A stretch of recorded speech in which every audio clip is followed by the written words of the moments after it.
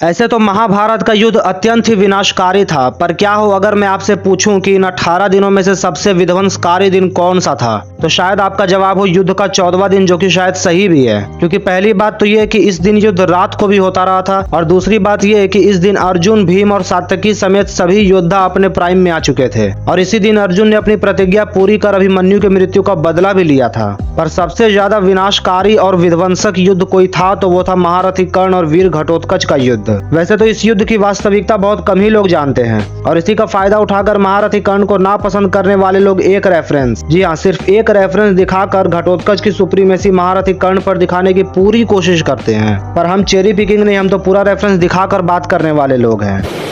अच्छा, क्योंकि आखिर इतने आइकॉनिक विनाश होते हुए देख युधिष्ठिर की सेना के सभी महारथी अपना काम छोड़कर इधर उधर भागने लगे। अपनी सेना को ऐसे भागता हुआ देख युधिष्ठिर अर्जुन और श्री कृष्ण से जाकर कहने लगे कि महारथी कर्ण अपने हाथों में धनुष लेकर भयानक कार्य कर रहा है। इस अंधेरी रात में भी वह सूर्य की तरह झुलसा रहा है। वो बड़ी तेजी से बाण छोड़ रहा है, और इस बात में कोई संदेह नहीं है कि अगर उसे नहीं रोका गया तो वो हमारा विनाश कर देगा। अतः अब समय आ गया है कि आप लोगों से जो बन पड़ता है वो करें, लेकिन महारथी कर्ण का वध कर दें। युधिष्ठिर की ऐसी बातें सुनकर अर्जुन श्री कृष्ण से कहता है कि धर्मराज युधिष्ठिर महारथी कर्ण से काफी डरे हुए हैं, और वो कर्ण रुकने का नाम नहीं ले रहा है। अतः हे माधव, हमें जल्दी ही कुछ करना होगा, वरना कर्ण अपने बाणों की बौछार से सबको ढक डालेगा। इसलिए आप शीघ्र अतिशीघ्र अब कर्ण की तरफ रथ को मोड़िए। आज या तो वो मुझे मार डालेगा या फिर आज मैं उसे खत्म कर दूंगा। तब श्री कृष्ण जी अर्जुन से कहते हैं कि रात्रि के इस युद्ध में महारथी कर्ण का सामना कर पाना असंभव है। तुम्हारे और राक्षस घटोत्कच के अलावा ऐसा कोई नहीं है जो महारथी कर्ण के आगे खड़ा भी हो सके। पर उसमें भी इस समय केवल घटोत्कच ही महारथी कर्ण के सामने युद्ध लड़ सकता है। ऊपर से कर्ण के पास वास्तविक शक्ति ही है, तो ऐसे में तुम्हारा उससे दूर रहना ही उचित होगा।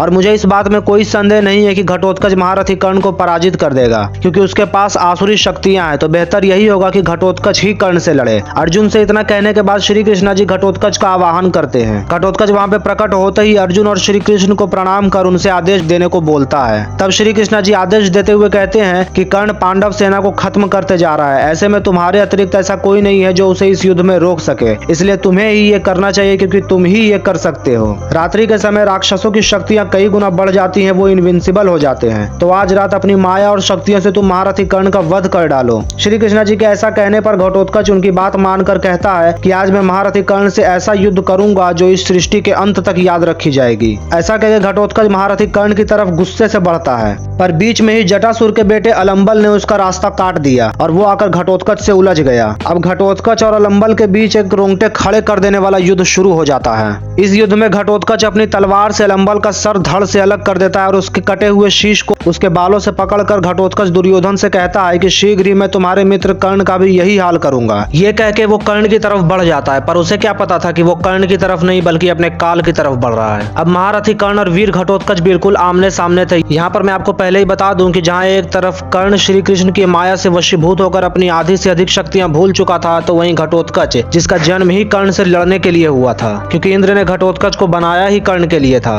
ऊपर से राक्षस होने के कारण घटोत्कच पहले से ही कई गुना अधिक शक्तिशाली हो चुका था।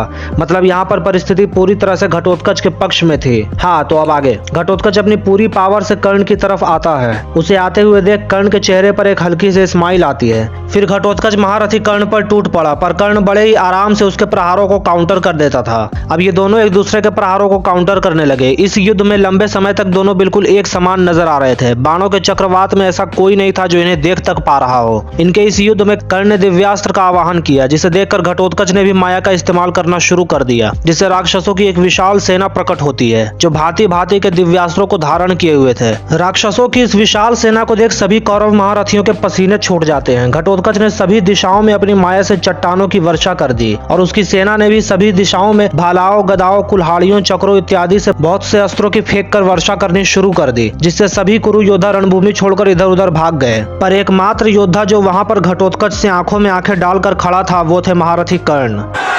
जलवा है हमारा।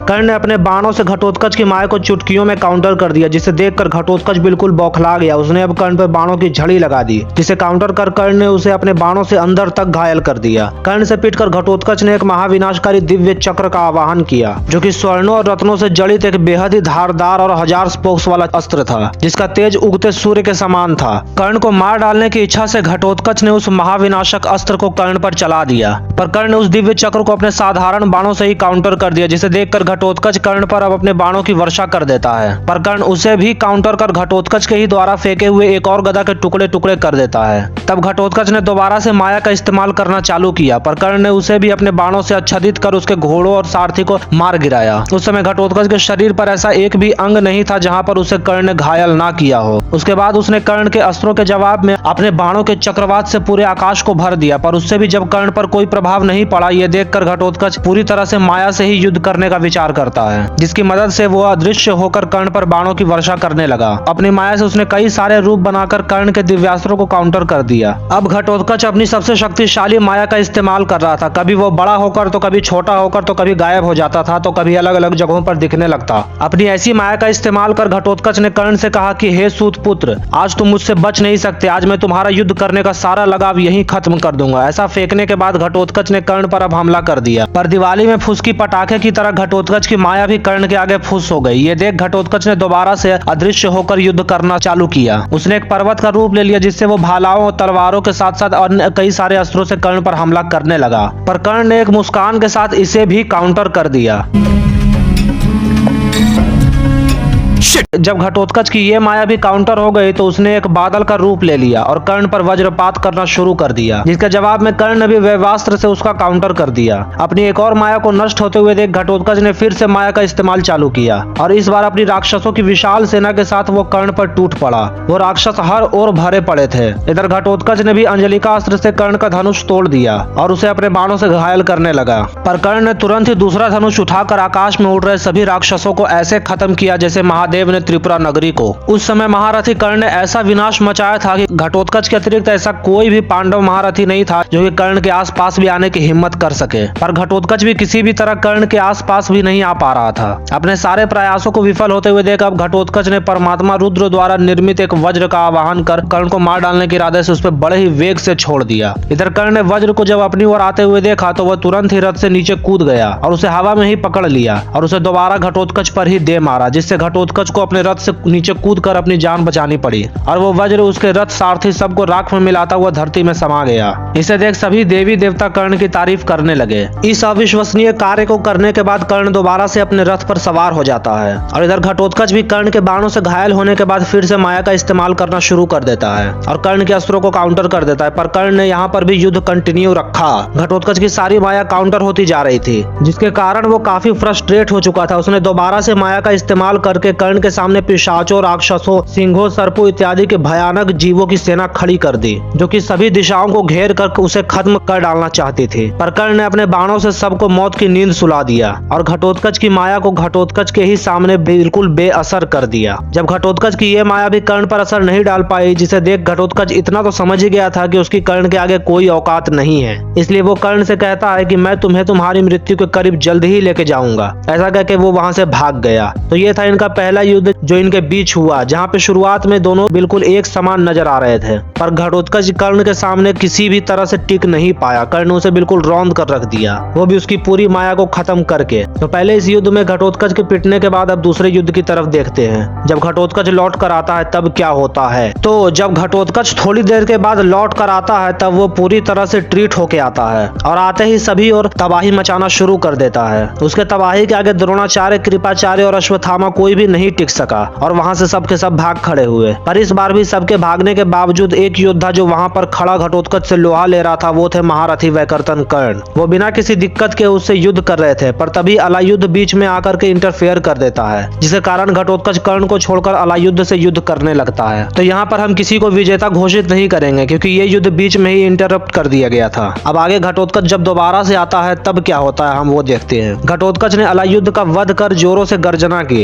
इधर कर्ण भी भीम, सात्यकी, धृष्टद्युम्न, उत्तमौज इत्यादि समेत अन्य महारथियों को हराकर घटोत्कच की तरफ बढ़ता है। अब दोनों एक बार फिर से एक दूसरे के बिल्कुल आमने सामने थे। अब इनके बीच घमासान युद्ध शुरू हो गया। घटोत्कच ने अपनी पूरी शक्ति से कर्ण पर हमला कर दिया, पर वो कर्ण से पार ना पा सका। उसने अपनी माया का इस्तेमाल किया और अदृश्य होकर कर्ण पर बाणों की वर्षा कर दी, पर कर्ण ने उसे अपने बाणों से पूरे आकाश को ढक कर पूरी माया को काट दिया, हर बार की तरह। उस समय कोई ये तक नहीं देख पा रहा था कि कर्ण कब अपने तरकश से बाण निकाल रहे हैं, कब उसे धनुष पर चढ़ा रहे हैं, कब निशाना साध रहे हैं और कब उसे छोड़ रहे हैं। बस कुछ दिख रहा था तो वो थे कर्ण के बाणों से घायल होता हुआ घटोत्कच। अपनी हर माया को काउंटर होने के बाद और कर्ण से इतना पिटने के बाद घटोत्कच इतना तो समझ ही गया था कि वो चाहे कुछ भी कर ले, कर्ण से वो नहीं जीत सकता। तब उसने साउथ मूवी के विलन की तरह दिमाग लगाया और फिर से माया का इस्तेमाल कर आकाश से उल्का पिंडों और पत्थरों और अस्त्रों शस्त्रों की वर्षा कर दी। पर इस बार वो वर्षा कर्ण पर नहीं बल्कि कौरव सेना पर थी। घटोत्कच की माया से कौरव सेना में हड़कंप मच गया और यहीं कर्ण के लिए परेशानियां खड़ी हो गई। पहले तो कर्ण सब कुछ बहुत आसानी से संभाल रहा था, पर अब बात बिल्कुल सेना पर आ चुकी थी। घटोत्कच की माया से पीड़ित होकर कौरव सेना कर्ण को पुकारने लगी और उसे विनती करने लगी कि इंद्र की दी हुई शक्ति से उसका वध करें। अपनी सेना की बातें सुनकर कर्ण अपने रथ से नीचे उतरकर घटोत्कच को मारने के बारे में सोचने लगता है और तब इंद्र की शक्ति से उसका आवाहन करता है। कर्ण के हाथों में इंद्र की शक्ति को देखकर घटोत्कच वहां से घबरा गया और भागना शुरू कर दिया। पर कर्ण ने उसके भागने से पहले उस पर शक्ति अस्त्र का संधान कर दिया, जो कि घटोत्कच के हृदय को चीरता हुआ सीधा इंद्र के पास चला गया और इस तरह घटोत्कच का वध हो गया। तो ये थी महारथी कर्ण और घटोत्कच के इस ऐतिहासिक युद्ध की कहानी, जिसमें शुरुआत से लेकर अंत तक कर्ण ने अकेले डोमिनेट किया और घटोत्कच की माया को पूरी तरह से काउंटर कर दिया। आपको बता दो कि कर्ण ने इस युद्ध में घटोत्कच की 1000 से भी ज्यादा माया को काउंटर कर दिया था, वो भी अकेले, जिसकी एक माया को द्रोण, कृपाचार्य और अश्वत्थामा मिलकर भी नहीं काट सके थे। हालांकि कुछ लोग ये एक्सक्यूज देते हैं कि कर्ण इंद्र की शक्ति के बिना घटोत्कच को नहीं मार सकता था। चुप, बिल्कुल चुप। हिम्मत कैसे हुई तेरी मुंह खोलने? तो पहली बात तो यह कि श्री कृष्ण जी के माया के कारण कर्ण कोई और ऐसा विपन याद ही नहीं कर पाया जिससे वो घटोत्कच को मार सके। और दूसरी बात, कर्ण ने उसे वासवी से मारा, इसमें भी कर्ण की स्किल्स और पराक्रम है, क्योंकि वासवी इंद्र के पास पहले भी थी और उन्होंने कई बार चलाई भी थी, पर उसका रिकॉर्ड कभी भी 100% नहीं था, यानी वो अमोघ नहीं थी। इवन जब अश्वत्थामा ने भी इंद्र का सबसे पावरफुल अस्त्र वज्रास्त्र घटोत्कच पर चलाया तब उससे घटोत्कच पर कोई असर नहीं पड़ा था, जिससे ये बात तो साफ होती है कि वो कर्ण का ही बल था जिससे वासवी शक्ति अमोघ हो गई थी। और ये लोग कहते हैं कि घटोत्कच ने महारथी कर्ण को हरा दिया। शर्म करो, भगवान से डरो। तो बस यार आज के लिए इतना ही। आशा करता हूँ आपको ये वीडियो पसंद आई हो। मिलते हैं ऐसे ही किसी और वीडियो में, तब तक के लिए हर हर महादेव, शिव शिव।